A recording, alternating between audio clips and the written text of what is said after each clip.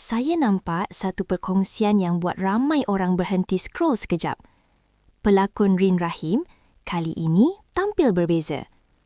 Dalam satu majlis tayangan perdana filem Gayung 2 semalam, dia hadir dengan imej yang lebih sopan, berhijab penuh.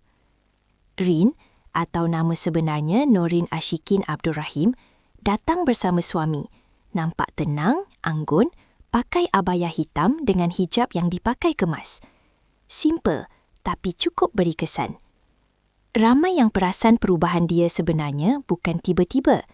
Sejak pulang dari menunaikan umrah pada bulan Februari, dia dah mula biasakan diri dengan selendang, perlahan-lahan. Masa Hari Raya Aidilfitri pun, dia dah tampil lebih sopan. Cuma kali ini, lain macam rasa dia.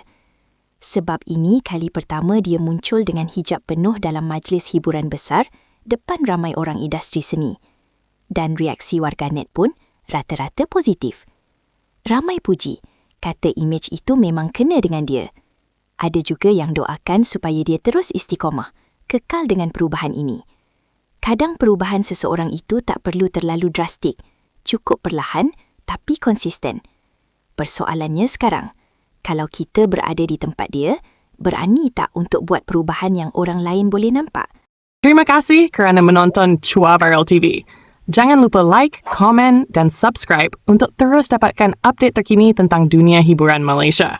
Jumpa lagi di video seterusnya. Stay tuned untuk lebih banyak kisah sensasi.